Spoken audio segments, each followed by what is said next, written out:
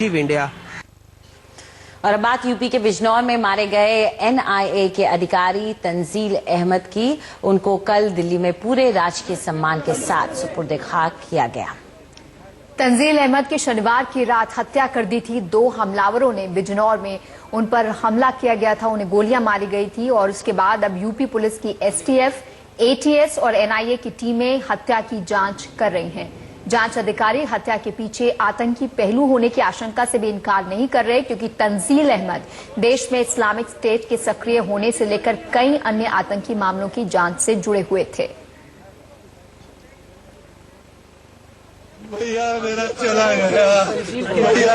NIA के inspector Tanzeel Ahmad के परिवार पर दुख का पहाड़ टूट गया है। शनिवार देर रात यूपी में बिजनौर के सहसपुर इलाके में गोलियों से छलनी कर उनकी हत्या कर दी गई।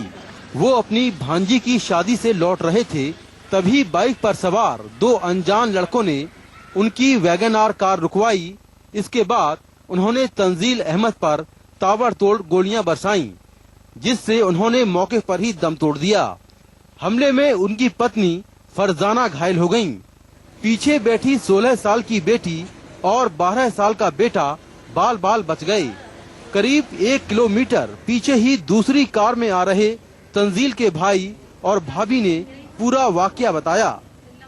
दोनों हेलमेट पहने हुए थे और उन्होंने ओवरटेक किया और फौरन ओवरटेक करते ही उनपे गोलियों की बौछार कर दी। तकरीबन 18-20 जितनी भी गोलियां हैं वो लगी। थोड़ी देर के बाद हम जैसे ही पहुंचे, गाड़ी हमने देखी साइड में लगी हुई है। क्या हुआ भाई? अब जब देखा तो पता चला कि बच्चे चिल्ला रहे हैं वहाँ विंडो में से। बीच में ही उन्होंने अपने बच्चों को ये इंस्ट्रक्शन दी कि तुम नीचे बैठ जाओ, तो बच्चे जो सीट पर बैठे थे वो नीचे बैठ गए। तंजील की पत्नी फरजाना फिलहाल नोएडा के एक अस्पताल में भर्ती हैं। उनकी हालत अब खतरे से बाहर है। मामले की जांच स्थानीय पुलिस के अलावा यूपी एसटीएफ और एनआईए भी कर रही है। पुलिस के मुताबिक मौकाए वारदात से 9mm पिस्टल के कई कारतूस बरामद हुए हैं। हत्या में कम से कम 2 हथियारों का प्रयोग किया गया। तंजील पर 26 गोलियां चलाई गयीं, जिनमें 24 गोलियां उन्हें लगीं। 12 गोली पोस्टमार्टम के दौरान शरीर के अंदर मिली। 9 गोलियां शरीर के आर पार निकल गयीं, जबकि 3 गोलियां शरीर को छूते हुए निकलीं। ये गोलियां बेहद नजदीक से मारी गयीं। पुलिस और एनआईए के अधिकारियों ने शादी वाली जगह जाकर भी पूछताछ की। पुलिस का दावा है कि हमले के पीछे गहरी साजिश है। ये इस पूरी घटना की जांच यूपी की एटीएस, यूपी की एसटीएफ और हमारी अलग अलग टीमें, दिल्ली की टीम, हमारी लखनऊ की टीम, हमारे लखनऊ के डीआईजी, एसपी, ये सब वहाँ कैंप करके अभी कर रहे हैं। वेपन तो ज्यादा संभावना है कि ऑटोमेटिक वेपन होंगे और जांच का दायरा जैसे बताया, एक हत्या का अभियोग पंजीकृत किया गया है। पूरी उसके संबंध में कम्प्रिहेंसिव रिपोर्ट कुछ हमारी टीम गई है वहाँ पर इस मामले की जांच करने के लिए, उसके बाद रिपोर्ट हमको देगी। वहीं तंजील के रिश्तेदारों के मुताबिक न तो ये लूट का मामला है और न ही उनकी किसी से कोई रंजिश थी। संपत्ति विवाद होने से भी परिवार ने इनकार किया है। कोई उनका कोई डिस्प्यूट नहीं था, किसी को कोई प्रॉपर्टी का कोई मसला नहीं था।